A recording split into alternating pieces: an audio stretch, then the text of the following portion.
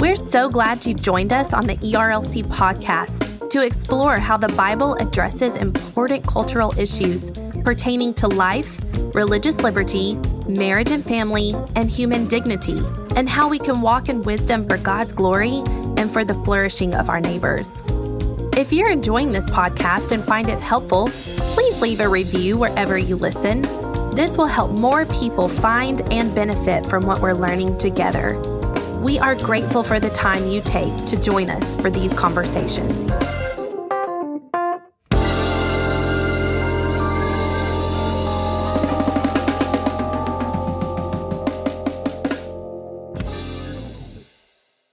You're listening to the ERLC podcast. Was that your best girl voice? I wasn't trying to sound like a girl. I thought you said, what's your favorite breakfast? Poor guy. Wow. Man. When you said it, I didn't think, wow, he's talking in a very effeminate voice. It sounded like it sounded Valley Girlish. I don't think it What's your favorite breakfast? Hello, and welcome back to this week's episode of the ERLC podcast, where each week we'll be talking about our work at the ERLC and focusing on what Christians should know about the things going on in the world. I'm Lindsay Nicolay, and with me this week in his wool coat, even though it's supposed to be 60 degrees outside, is Brent, always cold Leatherwood. Is that going to be my new nickname? Yeah. Always cold. I practiced that intro 3 times now. I knew I was going to do that.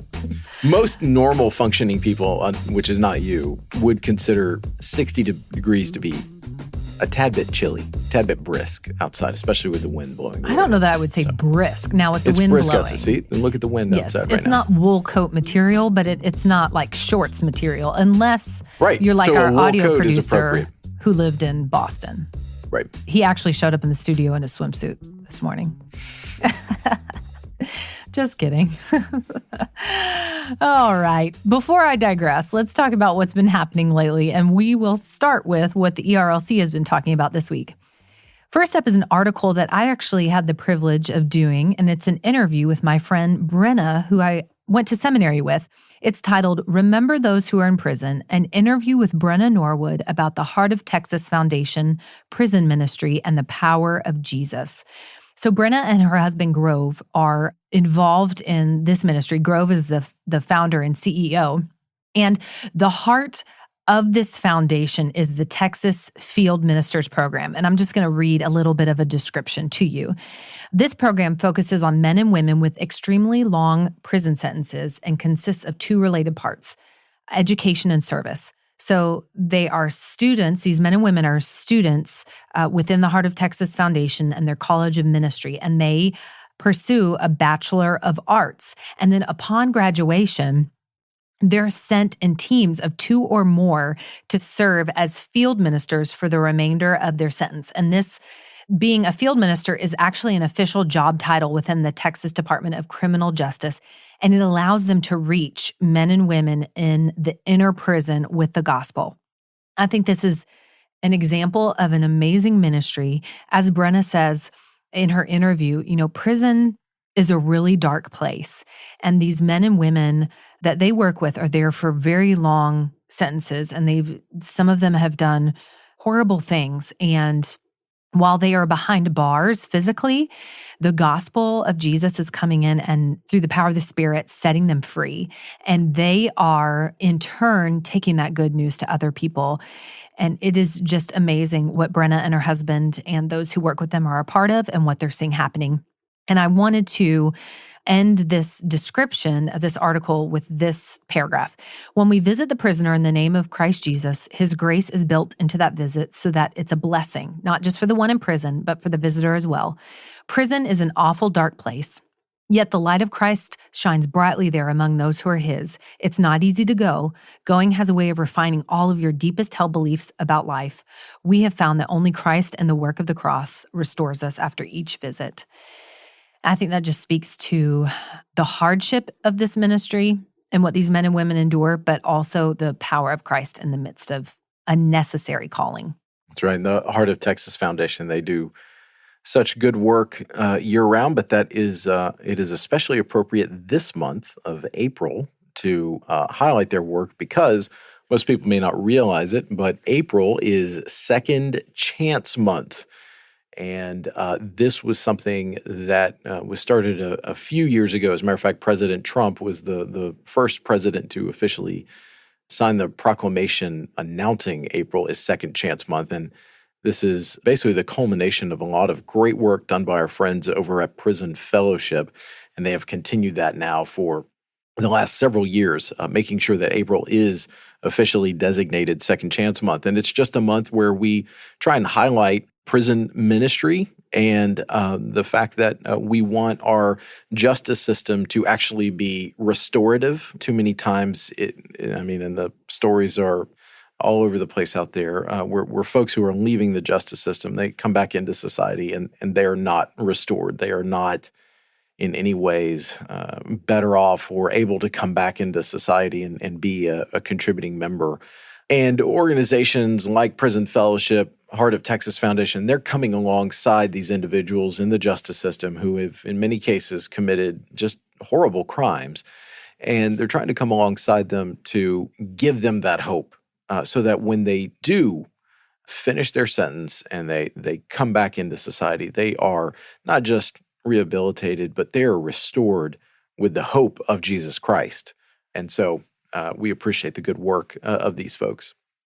Well, and as Christians, we are the people of second chances. And so while not all of us will be called by God to be involved in prison ministry, certainly all of us can be supportive of it because we know the God who has given us a second chance to be made right with him through Jesus.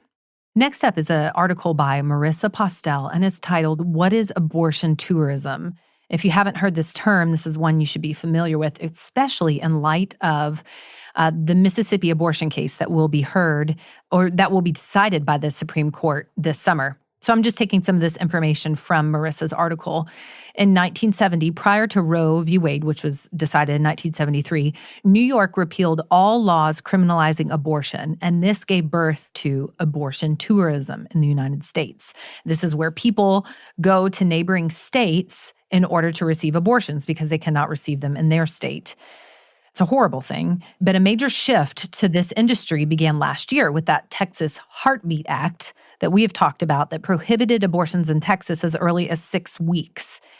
And so with this decision in Texas came a rise in abortion tourism. From September to December 2021, nearly 1,400 Texans a month, which is just crazy. That's a lot of people, went to surrounding states, Arkansas, Colorado, Kansas, Louisiana, Mississippi, New Mexico, and Oklahoma, to have abortions, according to research from the Texas Policy Evaluation Project.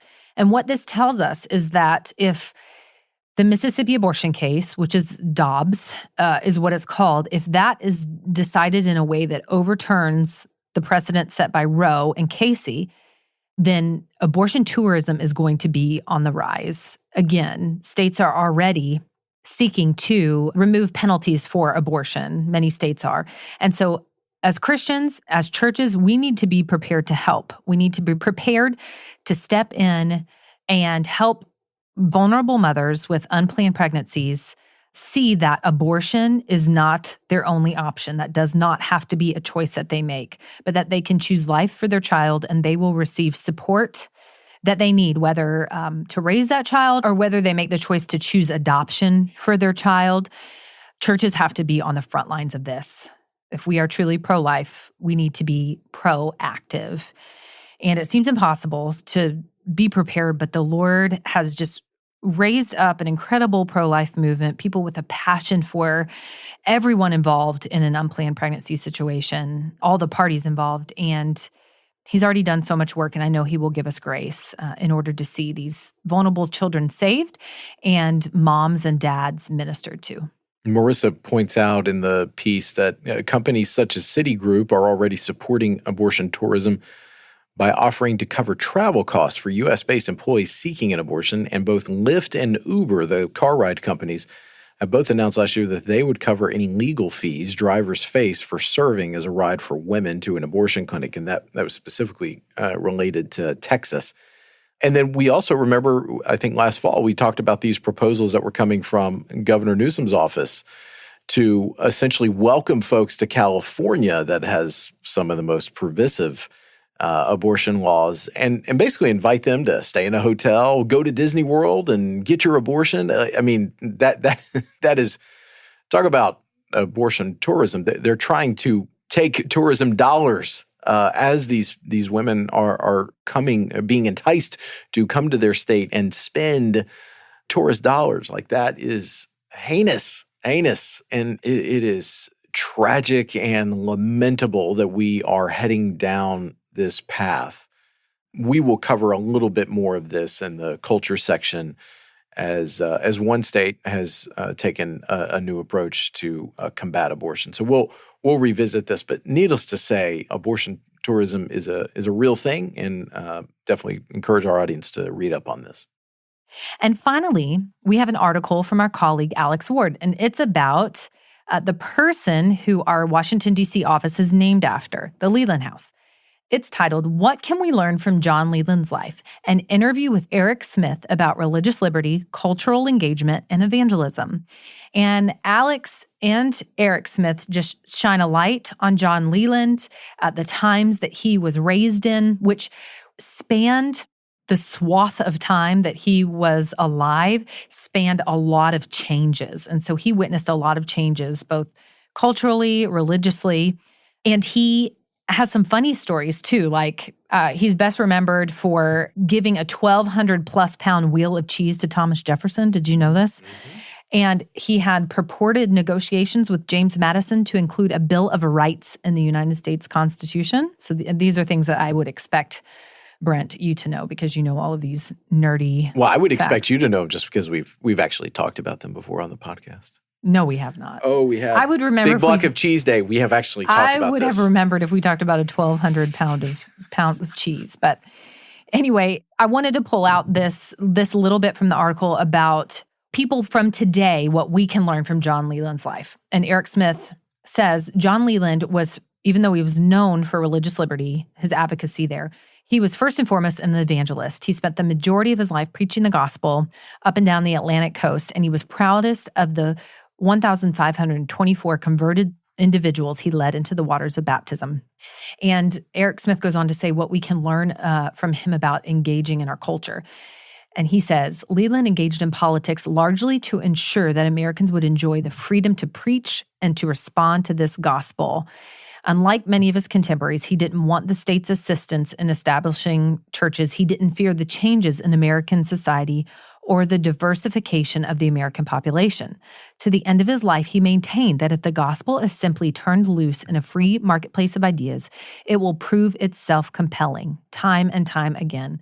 I think Leland encourages us to spend less time wringing our hands over the state of the culture and more time sharing the gospel with confidence in its power to change hearts. It's just powerful last few sentences, and I think words that we really need to hear and believe and take heart today. Yeah, that's so good. And that is just going to blow the minds of all of the outrage artists that are out there that just want to continually get on their soapbox and decry culture. And culture's bad. Look, but culture's been getting worse since Genesis 3. So this is not something that is new, but I love what he says there.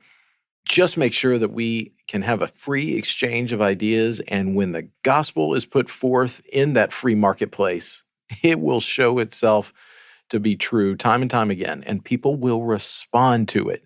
So we just need to be living as if that is true. We need to be living as if the gospel is true because we know it's true. And so often out there, I think you find folks who are living as if, maybe the gospel has lost some of its luster. Maybe it's a little old-fashioned. Maybe it just doesn't have answers for the big ethical dilemmas that we're facing today. All of that is bunk. The gospel is the truth, capital T, and people will respond to it. We have seen it over the ages, and that is not going to stop at this moment, no matter what we have technology-wise or whatever folks are redefining here or there. The gospel is truth, and we should live as people of truth. Yes. And that doesn't mean that we're not called to push back the darkness, but we don't do so from a place of fear. Mm-hmm. We don't do so from a place of our enemies being the flesh and blood around us, but as the Lord tells us in Ephesians 6, that our enemies are the unseen principalities and powers of darkness in the heavenly places. We do so from a place of faith, like you said, trusting that the gospel is powerful. God doesn't need our help. He wouldn't even, if he had chosen not to use us, the gospel could still go forward, but he has chosen to use us. And so we can rest in his power and in his heart to save. So as you can see, that we have got some really good, helpful articles on our site this week. I know I always say that about our articles, but I believe it. And I'm glad that we get to provide these types of resources to educate and equip us as Christians, the church, to be able to respond to our culture in a distinctly Christian way. I would encourage you to check out what else we have on our site. But for now, Brent, that's your look at what's happening on ERLC.com. Moving into our culture section this week, Brent, why don't you give us a rundown? All right, I will. And our stories this week are kind of a smattering from all over culture. I know you like that word. I do like you like that word. Smattering. All right, well, let's start with something that's going to happen a little later in the day on Thursday, which is the U.S. Senate is poised to confirm Ketanji Brown Jackson to the U.S. Supreme Court. This first story comes to us from NBC News, and it states the Democratic-controlled Senate is poised to make history on Thursday by confirming Judge Ketanji Brown Jackson to the U.S. Supreme Court. She is all but guaranteed to win confirmation, with 53 senators having indicated their support in a procedural vote this week.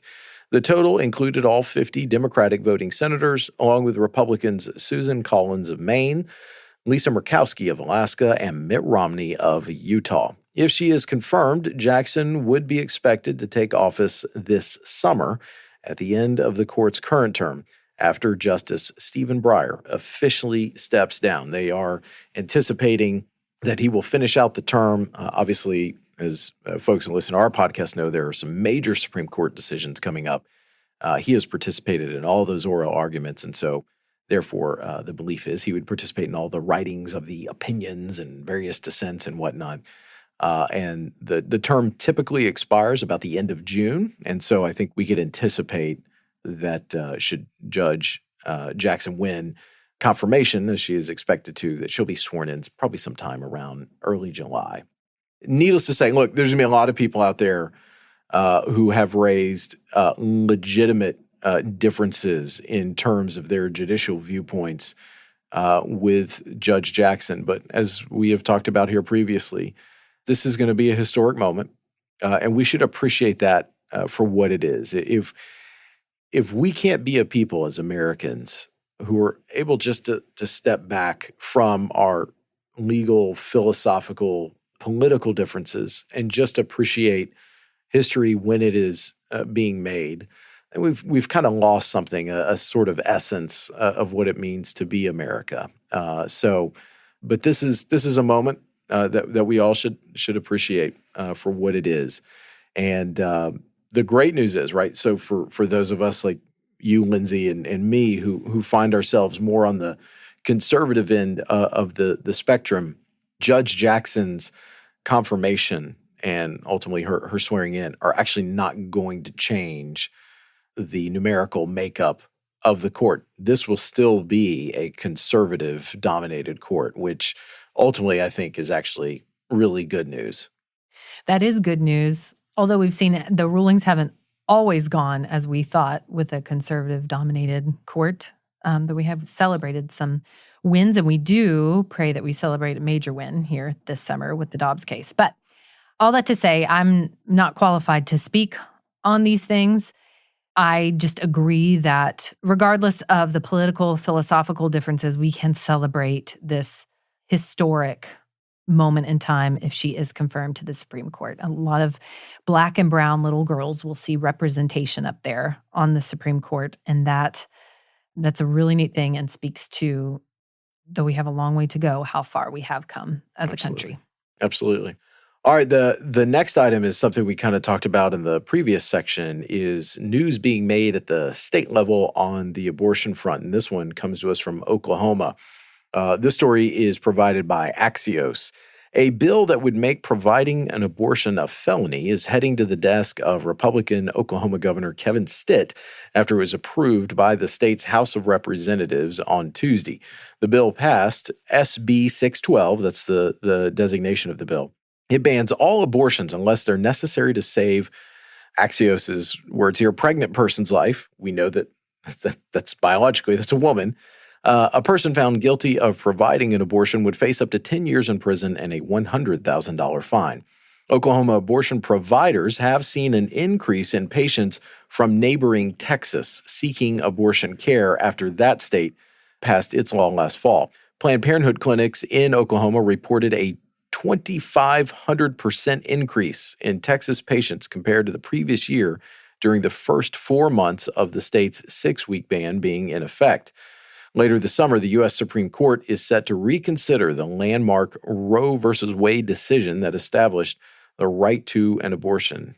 And this is just the latest bit of news as it relates to abortion on the state level front. So you have this Oklahoma law. You have a proposal in California that is currently being debated that in some instances, it almost seems like it is going to legalize infanticide because it talks about no one being criminally liable if a child, after it is born, is basically dies from exposure or neglect, that is heinous. And you've got other states considering other measures. So this is where we are. The U.S. Supreme Court's decision in the Dobbs case, very likely, though, we are hoping that they would actually use this occasion to affirm a constitutional right to life for preborn children.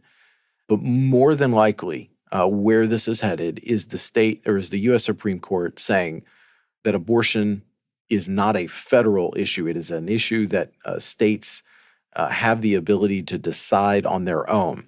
The open question will be, will there be any sort of restrictions? We've talked about this previously on the podcast, known as the viability line. Will the court weigh in that respect? But otherwise, are we looking instead for the court to say that the states have the ability to regulate?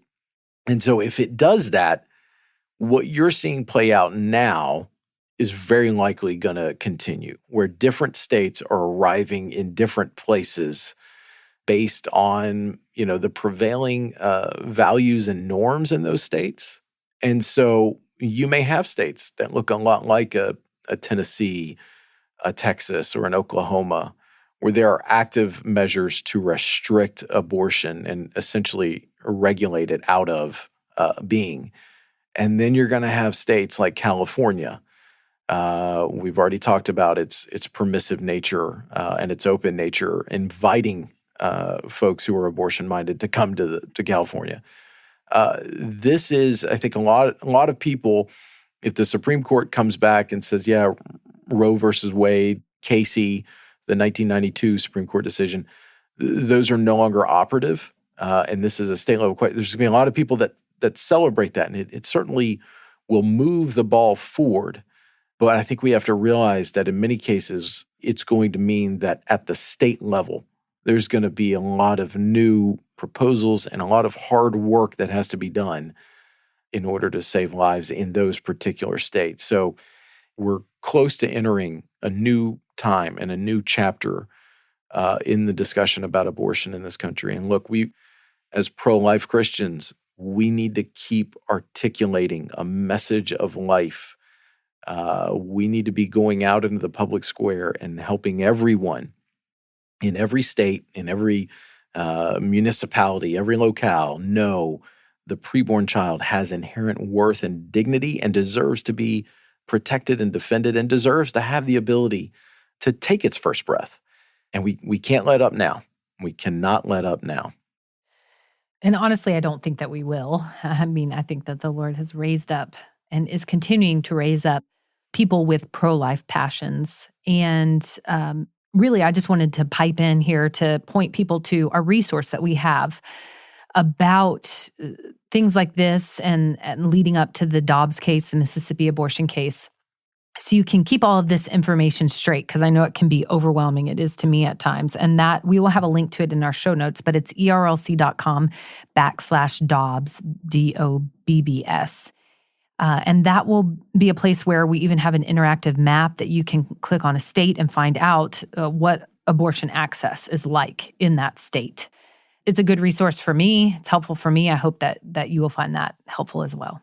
Okay, moving away from that part of the world and into Baptist life, there is some significant news that has occurred since we last recorded in terms of folks being nominated for SBC president. So I'm not even sure that we got to really discuss in detail, but Florida pastor Willie Rice had been nominated to serve as the next SBC president. Just as a reminder, each year Baptists gather at our annual meeting and select an SBC president.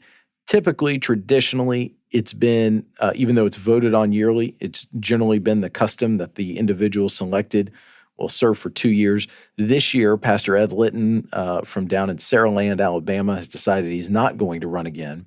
And so that's why you have individuals, announcements being made that individuals be nominated. So Willie Rice, it had been publicized that he was going to be nominated. However, he has now since withdrawn his name. So that's what I'm saying. We haven't even been able to talk about his nomination, let alone withdrawing.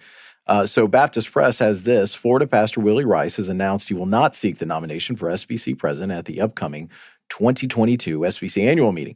The announcement followed a release from him on April 1st containing what he called sensitive information concerning a deacon at his church, Calvary Church, where he's senior pastor. In a Twitter post on April 6, Rice said, "The last few days have been very difficult, and I found myself in an untenable position of watching people I love in a church I love done immeasurable harm simply because my name was being considered for this office," Rice said in a statement.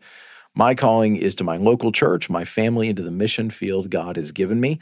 I wish to return my time and attention to those things." In brief, one of the deacons at his church was found to be, and this was known by folks at the church, to be involved with sexual sin prior to him giving his life to Christ. And he has not been allowed to be near any of the children's or student ministry, but he has shown himself to be doing good work in other areas in the church. But however, the pressure that was built on some of these revelations that came out, that is what has caused Pastor Rice to withdraw his name here. Now then, just as we were coming on the air, a new nomination has been put in place, and that is Texas pastor Bart Barber.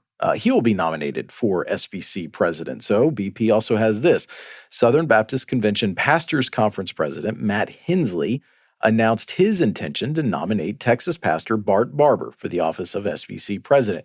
Barber becomes the fourth announced candidate for the office this year, but only the third candidate who will be considered by messengers for the position, because Willie Rice has announced he will not. Other announced candidates include Florida pastor Tom Askell from down in Cape Coral, Florida, and Robin Hadaway, senior professor of missions at Midwestern Baptist Theological Seminary. Barber is pastor of First Baptist Church, Farmersville, Texas, and he will also serve as the chairman of the Committee on Resolutions at the June meeting, a position he was pointed to by the current SBC president, Ed Litton. So, needless to say, there's been a lot going on in SBC life here coming ahead of our meeting in Anaheim in June. This is typically the time of year when these sorts of announcements will be made. But Southern Baptists have a big decision ahead of them in terms of who is going to be in that position of SBC president for, if we get back to the custom, the next 2 years. You know, I will be sad to miss being at the SBC this year in Anaheim. My husband has a work conference that happens during the exact same time on the same side of the country, actually, just further up. But I know y'all will have a great time. It's always interesting and has been the last several years, especially. Bart Barber, I don't know him well. He's written for us, for our site, but, you know, I have seen him, have come to know, quote unquote, him on social media. And I love the idea of him being nominated for president, and I love how he interacts on social media. He's no nonsense. He seems to be full of wisdom and good humor. And it seems like he uses social media to build up rather than to tear down. And I do appreciate that. And I just have heard people speak well of him throughout the years. So I'm excited about that development. That's right. I'm not excited about someone from Texas taking more of the spotlight, though. I feel like Texans are taking over. So I will say that much. There you go. As those of us in Tennessee say, Texas is just a colony of Tennessee. Is that what you say? The first colony. The first colony. First colony of Tennessee. Yeah. So it's inferior to Tennessee. Would you say that? Hey, wow, that's a major. That's a bold statement. I don't want the Texans coming after me, but I'm just saying it's Tennessee's first colony. We'll leave it at that. All right. This next bit of news also comes to us from Baptist Press, and it is heart-wrenching. It is tragic. And the title says it all. Gunned down seminary dean was trying to walk to safety, a friend says. Evangelical seminary dean Vitaly Vinogradov was fleeing Russian occupation of Bucha, attempting to walk 10 miles to safety in Kyiv when Russian forces killed him and left his body on a local street, a close friend and ministry associate told Baptist Press. Vinogradov had been missing since March 6 when he left his Bucha home, attempting to walk to the office of All Together, a Christian pro-family ministry in Ukraine, where he served as a board member, said its leader. Quote, "It was really dangerous at the beginning of March because from the 1st of March, Bucha was totally occupied by Russian soldiers, and almost all people who were trying to escape the city to go out of the city were under a risk because Russian soldiers did not allow anybody to move, even just to walk." He continued on March 4th. Vitaly called me. He was leaving Bucha. He asked if he could walk from Bucha to Kyiv, about 10 miles, to move to our office to stay there because it was really dangerous to stay in Bucha, which was already occupied by Russian troops. Vinogradov had limited options of walking to Kyiv or finding a car because he had no personal transportation. So he chose to walk, last communicating with friends as he left his home. Very sadly, his body lay on the street beside that of a fellow believer and friend, Oliv Grishenko. Their bodies were among hundreds of tortured bodies found in roads and parks and in hastily dug mass graves in the Tri-City area. The latest official count was 410 civilian casualties. So, obviously, I mean, we've talked at length before about the sort of Baptist link with Ukraine, the unique Baptist link. And there are, Ukraine has the second largest Baptist population in all of Europe after only the United Kingdom. And I can't tell you how many conversations we have had with folks who have actually been on mission trips to Ukraine. So there's a unique connection that makes this particular horror that is being perpetrated by Vladimir Putin and the Russian military against Ukraine just makes it more personal. And then obviously you read stories like this, where someone who is a believer and is a leader of the evangelical community over there just being needlessly killed. It's heartbreaking. There's really no other word for it. And when I read stories like this, it gets me all the more angry about these atrocities that are being committed against the Ukrainian people. And it all goes back to Vladimir Putin's warped view of Russia and warped sense of conquest. That's what this is all about. And we don't need to let this fade in our minds. We don't need to grow accustomed to this sort of atrocity playing out in the world. And honestly, there's no other way to put it. Not just what has occurred here, but what is occurring across Ukraine. There is more and more evidence of these being war crimes, and that needs to be confronted. It's so tragic. There's not much more I can add. There was a meme, I think you would call it a meme, circulating on Twitter about the little boy, Sasha or something, that was one of a couple hundred children, or maybe less than that, who have died since this war started, I think. Anyway, it just humanizes it, like you said. It's tragic, and the war crimes need to be confronted, although as we've talked about, because of Putin's delusions, he doesn't care. He might be proud to be assigned war crimes. So what I do hope it would make a difference. At least we can recognize what it is, but it's just tragic, and I just pray that the Lord would just have mercy and put this to an end quickly. Right. If you're like a lot of people out there, you might be asking, okay, what is a war crime? How does it apply here in very basic terms? War crimes are intentional violations of humanitarian law that have been previously agreed upon by the community of nations around the globe. There is a formal process that goes into documenting and investigating potential war crimes, and those are sent to the International Criminal Court. We will actually have a Baptist Press story coming later this week on war crimes. I provided a statement for it. We've got some other individuals within SBC and Life that are providing some helpful guidance on how to think through war crimes. So I expect that will be a really helpful resource that is coming later this week from Baptist Press. Okay, so turning from that, honestly, there's no real good segue, but the final story for today is that opening day for Major League Baseball is finally here. I know, Lindsay, you are looking forward to it as much as I am. The world's biggest Braves fan, the bravest Brave of them all, I think is what you called me. I think I was yawning as you were saying that. I was looking forward to it. No, that was what you called me. I know, but I yawned. Back after the Braves won the World Series. You're the bravest of Braves fans. No, I was saying I was yawning as you were saying, Lindsay, I know you are as excited as I am. Oh, well, that's appropriate, yes. But anyway, so I've linked to a story here that says, beginning with 7 opening day games on Thursday and continuing the rest of Major League Baseball in action on Friday, it's time to welcome in a new year on the diamond. And they've asked several of their experts to weigh in on what they are most excited to watch and to make fearless opening day predictions. Here are my fearless predictions. Lindsay, Nicolay, go ahead and jot down the date and all that, so you know that I'm right. The Braves are going to repeat as world champions. Mm-hmm. Look, I've been saying that for the last 25 years, and I got it right last year. So It only took 25 years. And their all-star second baseman, Ozzie Albies, he's going to win the National League Most Valuable Player. So, Lindsay, what are your fearless predictions?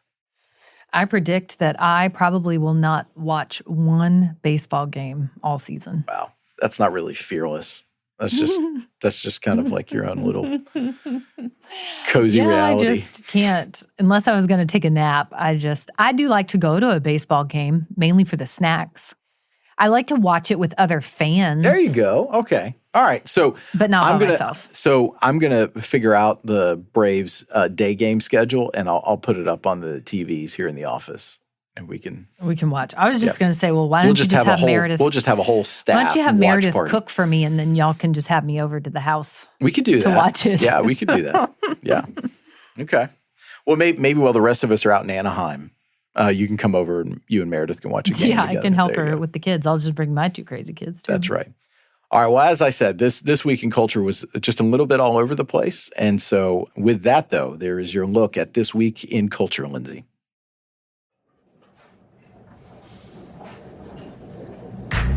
And now it's time for the lunchroom, where we tell you what we're talking about with each other. I'm going to start first because I know what yours is, and so we can just banter about that. Well, yeah, because mine is rad, end. and yours is nobody's going to know about it yet. No, but that's you. I'm a culture maker. I was going to say you're an early adopter. You're an influencer. It's not true, but I always talk about shows because that's what Justin and I do at the end of the day when we're trying to get Marion to go to sleep and stop coming out of her room while we eat dinner and ice cream. So this is a show on Apple TV, and it's called Slow Horses. And just a warning, there's some language in there. But it is about a team of British intelligence agents, MI5, but they're the rejects. So they're the ones who have messed up, and they're sent to this operational center called the Slough House or something is what they call it. Anyway, so they just get given just the dirty jobs and the extra jobs and the jobs nobody wants. But of course, they're going to redeem themselves, I'm sure. I mean, not the whole series isn't out yet, so You can't watch the whole series yet, but so far it's good. I've enjoyed it, except for the language that's in there. So you just have to be aware of that. But if you're looking for something to entertain yourself, that might be an option if you like British crime shows, which I do. Oh, well, I like stories about the MI5, although MI6 now. I don't know, but it's MI5 here. Okay. I've never really, I should know this, how they designate it from one number to the next. But Why should you know that? Because I feel like you don't live in Britain. No, but I feel like that, as an Anglophile, that I feel like that's something I should know. Yeah, you've uncovered something about me that I wish had not been made public. Yeah, you're not up on your British intelligence agencies. Right, exactly. I think that's something I need to know. Or maybe you're just pretending and you really are a British intelligence agent working undercover. If so, you hide your accent well. Trying to figure out how this means I get to drive around faster cars than my Aston truck. Martins, like James Bond. Yeah. Mm-hmm. Yeah. I could go for that. Yeah. Yeah. Keeping with your American cover story, though, why don't you tell us what your lunchroom is? The Masters. I'm sure everybody is very well aware of it. The Masters is here, and I am thankful for that. Meredith and I, as much as we actually enjoy the game of golf, we definitely do not get out there and play it. Or as I was joking earlier, I don't actually play golf. I call what I do attempt it. How can anyone enjoy the game of golf? Because you are outside, you're walking, you are outside. It's so good. You're trying to hit a little ball into a hole. It's maddening. Especially, and you'll appreciate this, in the middle of the summer when it is cooking that's terrible. outside. No, that's fantastic. So anyways. There's no vendors where you can get snacks like every other game. No, they have a person that comes by on a golf cart that's got all that stuff. But anyways, so the Masters, which is the seminal event of golf that takes place each year down in Augusta, Georgia, it is happening this week. And a lot of folks are going to be paying attention to the attempted comeback of Tiger Woods, and rightfully so. I mean, he's one of the greatest golfers of all time.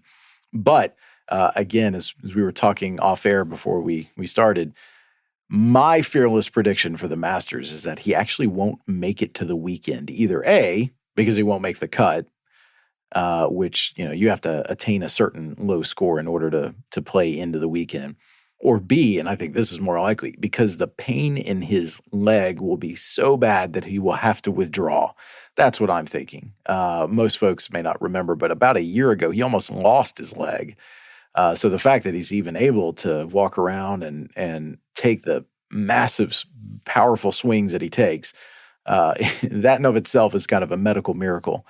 But the Masters is challenging, and so we will see. But he's coming in apparently with good spirits, and he's optimistic, and I mean he's won it 5 times. So, but he wants to win it for the 6th so that he can tie Jack Nicklaus. It's hard to think that he doesn't believe he has some kind of a chance, because don't you think he'd rather bow out than be humiliated? Yeah, I don't think you can be as good as he is, or any athlete is in their particular sport at any time, and not think you don't have a chance. I mean, Michael Jordan probably thinks he could get out there on the court right now and put up some halfway decent numbers.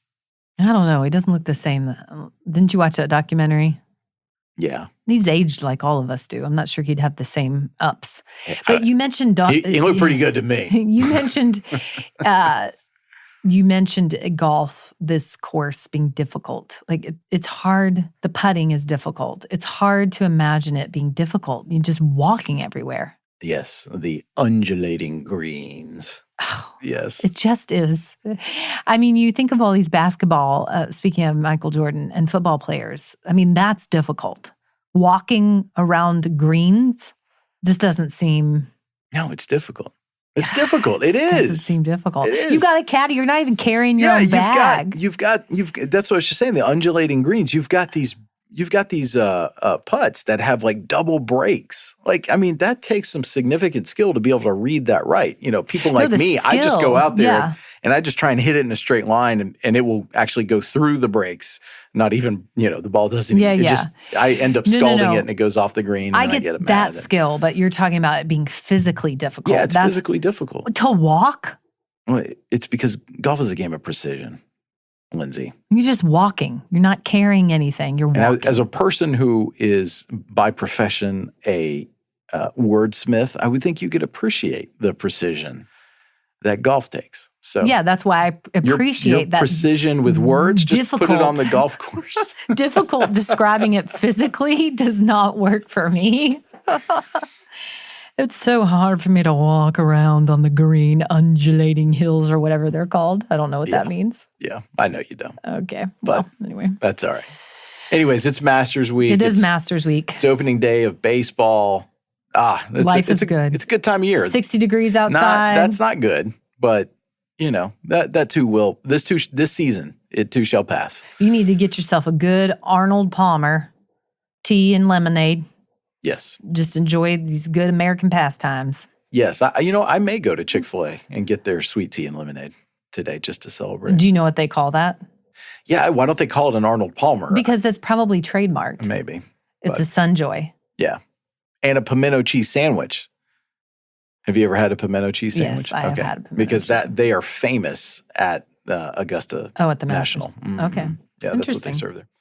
Anyways, we are way past time to end this podcast at this point. And so, yeah. But I think it's a good place to end. Go to Chick-fil-A, get yourself a Sunjoy, and enjoy watching the Masters. That's right.